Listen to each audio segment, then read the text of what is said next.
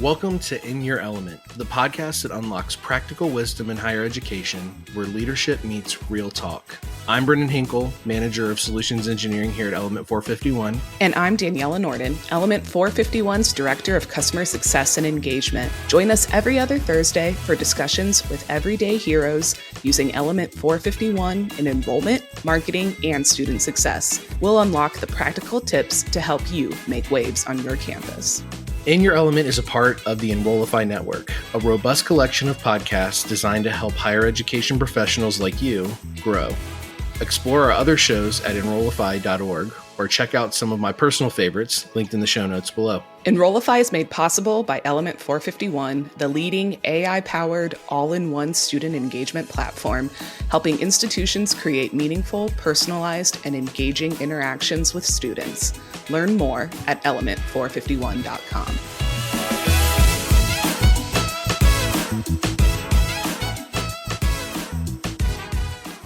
All right, we are live in your element here at Vegas for AMA, and I have the distinct privilege to interview again Michael Bettersworth, the CMO at Texas State Technical College. Michael, how's your AMA been, and how have you been doing yourself? Well, it's good to see you again. AMA has been all right. This is my first time here coming to this show, and there are not many two-year colleges here, not many technical colleges, I noticed. So, but I've made some new friends and didn't lose too much at the blackjack table. That's good. That's awesome. Yeah, first time at AMA, kind of my first time in Vegas. I was here back whenever I was in higher ed on the institutional side for a FSA conference. Didn't get the chance to enjoy Vegas much there, but you were telling me you got to go to the Sphere last night, and I've heard that's a pretty transformational experience. So how was that? Man, that was emotive. Yeah, I went there with your boy Michael from Spark, and you and I went and checked that out and had a great show. I highly encourage checking it out. The cinematography in that, the sound design, definitely worth it. Got to check it out. But yeah, you're new to Vegas. Well, Vegas, I've spent more than a year of my life coming to conferences at Vegas, and I can't say it's my favorite thing to do. Yeah. But you got to get a show in whenever you come in. You got to get a good steak in, too. Absolutely. I actually took your recommendation last night from a restaurant that you went to the first night, which was Brasserie B, Bobby Flay's restaurant here in Caesars. Yeah. And I know you got steak, but I was tempted by the whole lobster frites. Dude, incredible. Living well. It was incredible. So, you know what, since we're at AMA, I know we were talking about this in a little bit, but trends, right? I know that we've kind of come here and you look at trends of schools and trends for the market and what's going on. And you were sharing with me some interesting trends that you've been noticing. And I'd love to get kind of insight on what those trends are that you've been seeing and what you've been talking to schools here about too. So, yeah, the trends that, we just finished the fall recruiting cycle. And the numbers are preliminary, but higher education saw a slight increase, but the numbers that stand out on that are the new students. So the new student numbers for higher ed declined 5%. For the four-year institutions, they declined 8.5%. Wow. So this is not good. And we're in what's missing from this conference, I would say, it has not come up much, is the tumult that's happening in this sector. We have institutions closing at a rate of 1 per week right now. Wow. And last year it was 1 every other week. But if we go back to 2004 to 2020, 12,000 higher education institutions closed. Wow. And most of that was financial trouble. Some of that was 80% of those were for profits. But the public are not immune to these market forces. So, and if you're a well-endowed private with or a brand of a four-year that people are beating down your door and you've got international students coming in, you're going to be okay probably. But what's not happening at this conference is a real, I think, frank conversation about the viability of certain program offerings and what these institutions are going to be doing within their cultures to adjust them, because people are voting with their feet. Yep. Yeah. That's a staggering stat to go from every other to every week for a closing institution, and that's just wild. Whenever you look at the solution to that kind of problem, I know we kind of discussed this and kind of the viewpoint certain institutions have had against them, but what are the type of solutions that you think people should be looking at as you dug into this that's come across? I mean, it's going to vary by institution. Higher education is not a monolith. Right. You've got, you've got so many different kinds of institutions, different situations. But I think in overall, just the basic forces of supply and demand are here, unless you have some kind of gold subsidy or endowment, like I mentioned, that's going to protect you from those forces. So what are people interested in? And we have to, I think, appreciate there is a value. I have liberal arts degrees. So this debate about if liberal arts and humanities aren't valuable isn't it. But there are institutions that have vibrant liberal arts programs that have healthy enrollment, healthy tuition, and healthy finances. But they've kept it in reason. They've kept it in and good defaults, minimal default rates. Their debt ratios are great for their students. I've just met a president in Santa Fe. We were just talking about that, Tom, and they're doing well. And that institution's got a storied history. It's master's and a PhD in humanities. But if your institution has programs with 3 or 4 or 5 new students coming in, that are small, and you're still keeping those programs around, that's a problem because the P&L for that's probably not going to work. Now, you've also got to deal with the culture of that institution. What are you dealing with? I mean, do you have a functioning relationship and leadership with your faculty senate or with tenure or with labor unions? Is that a healthy relationship where people can have tough conversations about some of these offerings, or is it dysfunctional?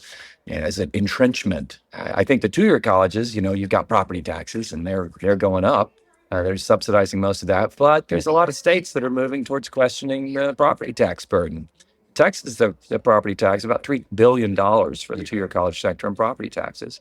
Well, if the enrollments are going down or flattening and the property valuations are going up, that's a pretty sweet deal for the institution, but the taxpayers' return on that is getting a little bit sketch. Yeah. So I think there's going to be more pressure on looking towards outcomes. So are your programs, particularly those that are workforce oriented, leading towards great placement rates and great earnings and low debt ratios? If that's happening, then I think you're in a good position. But if you've got programs that are maybe popular but not relevant to the labor market, I think you got some questions to ask. In particular, if you're positioning those that they result in employment, but the employment's not bountiful, it's not prosperous, it's not sustainable. Those kinds of programs, you're skirting on some consumer protection kinds of topics there. So tough questions, but there are examples and there is leadership that can navigate through these waters. The enrollment cliff is coming also, 2027, it's already here. Yeah. So we're starting to see those declines. So this is not going to improve, but those demographic forces are very powerful. And then we're also going to have some exiting of migration with the new administration here. There's a portion of undocumented that are enrollees at many of these institutions as well, and so that population is also going to likely see a start decline. Boy, it's time to get real. Yeah. And it's the intentionality, right? The focus on outcomes that I think is so important. And one of the things that I saw whenever I was in higher ed on the institutional side prior to coming over to Element 451 was the fact that I was doing financial aid at one of these for-profit institutions and being part of a degree for a student that was a 6-figure degree, and they were coming out and they were being a line chef and making minimum wage, right? So the outcome for that student, the consumer protection that you're speaking of, it wasn't there. But you know what? There was no visibility to that. And so that's where this generation that's coming up, there's a focal point on that because there is a need for outcomes to be honestly what you guys are offering, right? The relationships that you've built with the companies that you work with for your institution, with companies like Tesla, like those that type of intentionality of showcasing that, communicating that, providing visibility, that's going to be a huge differentiator in the market. But how do you do that, right? And what is the strategic approach to putting that in front of people? Yeah. Well, and again, mission of the institution matters. So if I can set aside from our higher education sector and focus on those programs that are really workforce oriented, which is a unique, part. I don't want to make over generalizations. You got to talk to employers first. I mean, the best real-time labor market data doesn't come out of a browser. It comes out of talking with employers and talking with the leaders in your community first. That's it. And then you got to have expert faculty, which means you got to have compensation for those faculty that's competitive with the market. You can't just have flat kinds of incoming, it's your first year teaching here and everybody starts out at this flat wage. If you're trying to compete leading industrial technicians that can make 6 figures, handedly in the market, Yeah, you're not climbing up a pole, you're not outside, you have more security, maybe you're inside. There are some trade-offs, but there are some financial realities to doing this that are huge. And I think you have to make some different choices in your program catalog. If you've got program catalog that doesn't have a clear P&L, and it's a conflict. You need a profitable amount of cash flow coming in to support that operation, that business unit. But you also need students that are coming out and that they're realizing a profitable gain as well for their time and investment. So you check those two boxes, start there. If you have programs that don't check those two boxes, time to ask some tough questions. Yeah. Right. First of all, is the program targeting an occupation that has market relevance? Right. And is the salary of that in the range that it needs to be? If your program is at graduating students at the lowest tier or lowest starting wage compared to others, well, this is a program quality issue. It's either the relationship with employers aren't there, or your program's competencies and learning outcomes are not a market aligned, or some other kind of cultural element, perhaps. But it's not complicated, but it does take deliberate commitment, I think, to some core principles of accountability, and then the institutional will to move. We closed 20 programs. 18 of them in 2018, and 2 more just recently, because the placement and earnings weren't there, or we had enrollment that just didn't make the business case for it. Closing programs is real expensive. Yep. You got to do teach outs or scholarships or change majors. It's a huge burden, but it's the right thing to do in the long-term economic model. So we used to have 78 program areas. Now we're down to 48, but we're turning some more back on as we focus on growth. So I think and then the base finances, what's your financial model? The contact hour model that most of higher education operates on is funding activity. It's funding enrollment. It's not funding outcomes. So, we're lucky, we're blessed, TSTC indexes. We moved that funding formula in 2012, 2013 from contact hours to the earnings and placements of our students. You heard me talk about it. Yeah. Since doing that, our appropriations are up 168% this next session. And our student wages over that period are up 28%, inflation adjusted. So we've had tremendous increase of the student starting wage. We've had great, our tuition revenues up 91%. Okay, we just had a 20-something% increase in tuition revenue this fall, the last fall. So we're in a really good financial state, but it took some time. Yeah. We had some folks that didn't want to go along on the ride. Yeah. Many of them aren't with us anymore. Yeah. Right. We did some separations on that. You had to get on board or get off the boat, start rowing. And there's been some great leadership and some great partners and some real trauma through all of this 23-year history I've been at the place. But we're happy to share.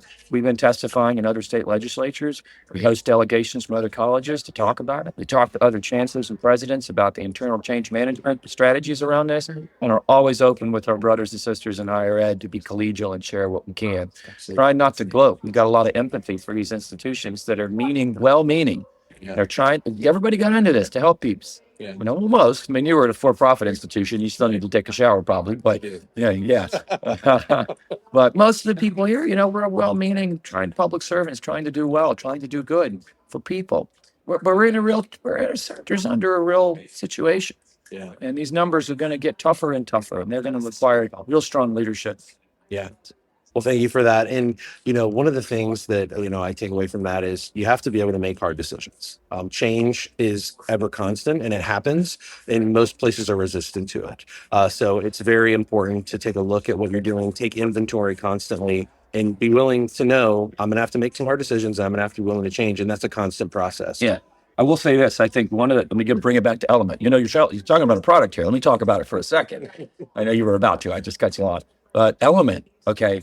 The customer experience of enrollment is going to matter more than it ever has before. Yeah. The prior application processes, and I'll name some names here, the application process that has 8 pages, that isn't mobile friendly, that uses cryptic language, are you a full or part-time student? Folks, a first-generation student doesn't know what that means, and you just scared the hell out of them. Yeah. We got to use language that's approachable, that's easy, and it needs to be, not a barrier to entry. If you're, our abandonment rate on our prior application, which was a fill in the blank company, was a 75% abandonment rate. That means we did all the marketing, all the messaging, got them there, they clicked apply. I've said this before, 75% did not click submit.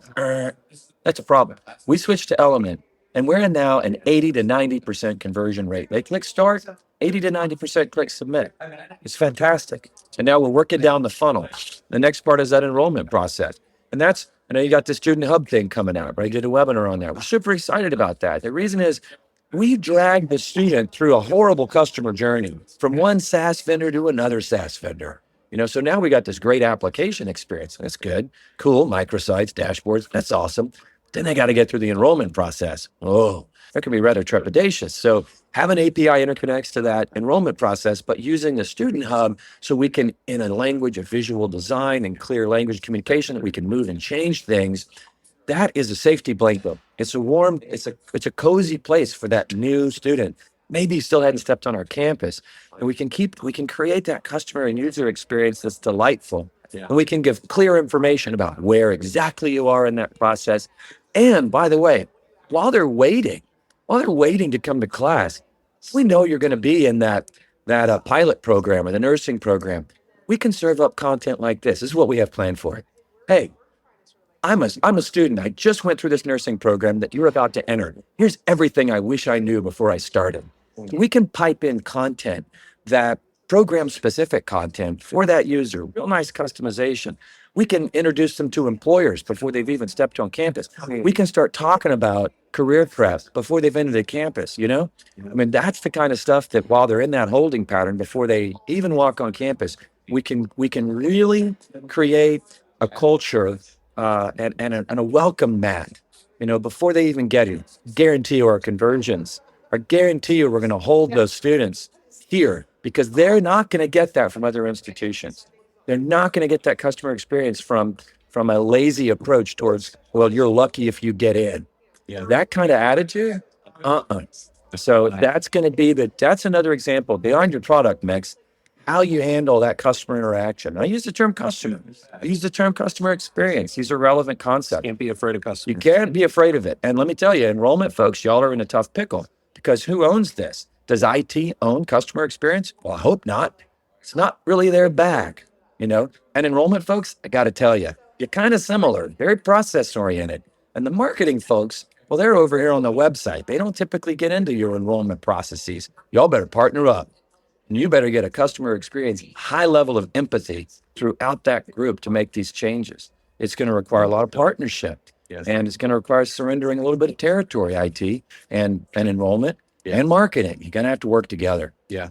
Wow. Yeah, you absolutely. I was getting ready to lead into the element piece and you just, no, dude, that was perfect. I didn't even have to ask the right questions. You just gave everything I was going to ask. So, man, Michael, I always have such a joy talking to you and being able to even meet face-to-face at these conferences. So thank you so much. I hope you have I know you're traveling today.